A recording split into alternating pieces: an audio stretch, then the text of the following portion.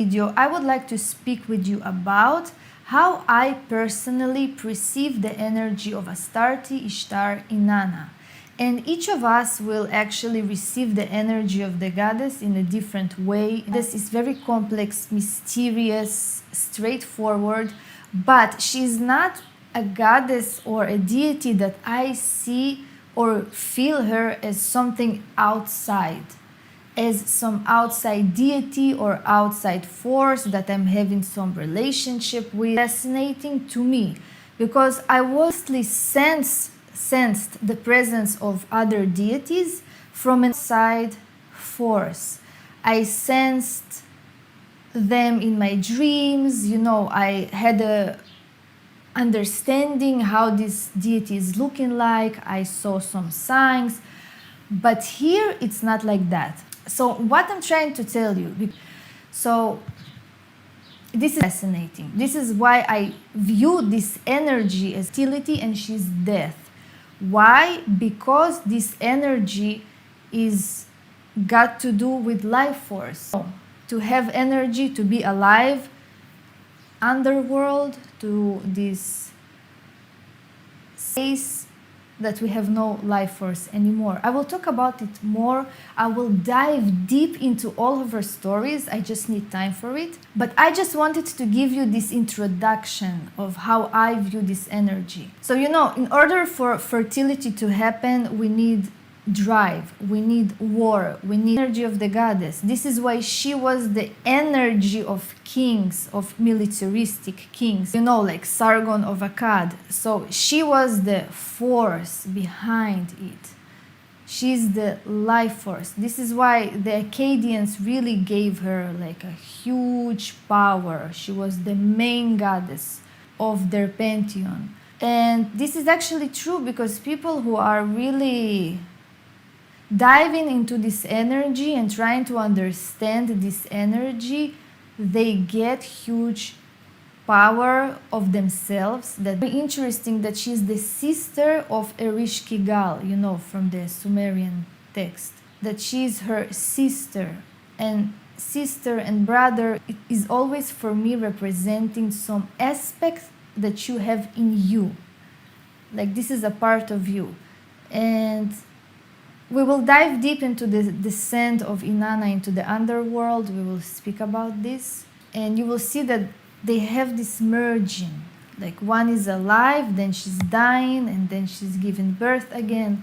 Like there is this cycle of life and death. So anyways, this is how I perceive the energy. Please write in the comments, Einana and the god of wisdom. In this video, it's in the Zbugura, the crown of the step on her head. And something very interesting is happening. She's a woman. She has this female power. She can manipulate through the vulva.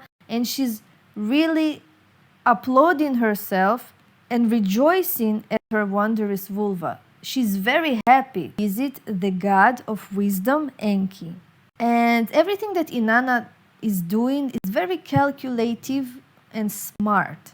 She's going to visit the god of wisdom. And we can see this correlation with wisdom and Einana, of power. And a lot of skills and servants and priestess and basically all the instructions and mechanism that a cult should have. So I'm having this realization of what he done, how he gave Einana all the me and the power. So he's wanting to have the me back. And he's asking his servant that the servant will get back all the me.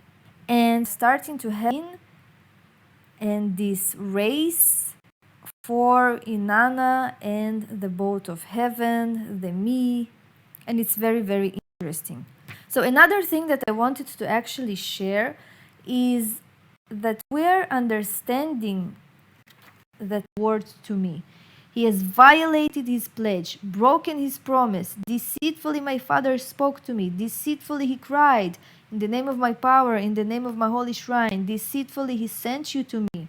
Scarcely had Einana spoken these words when the wild-haired Enkum creatures seized the boat of heaven. So basically, Enki is sending all of those creatures to catch the boat of heaven, and Inanna is asking from her servant Ninshubur to stand by her and save the boat of heaven. And she's servant of the holy shrine of Uruk. Water has not touched your hand, water has not touched your foot.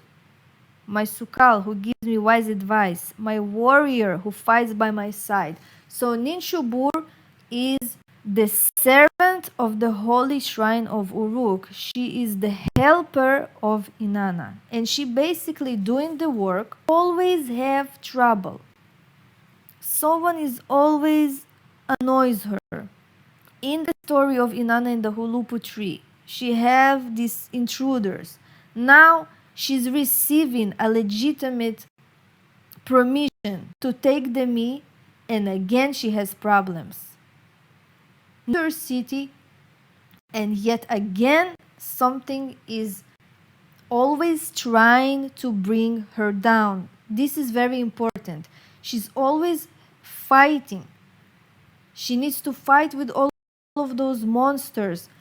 She needs to rescue the boat of heaven. You see what I mean? Like always someone is giving her a hard time, and she really needs to fight and to prove herself, to fight and to fight. Like nothing is easy for this goddess. This is something very important.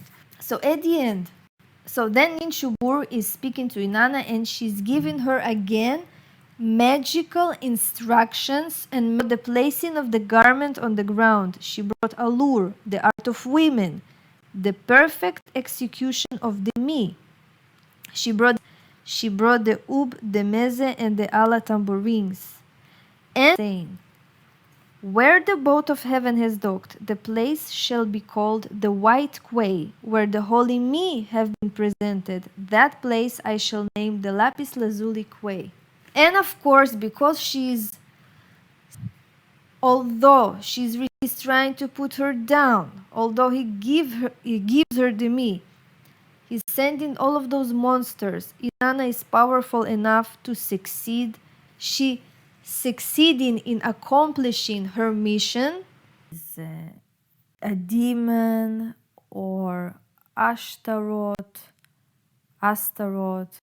or Lilith. She is the same. Now I will tell you what I know.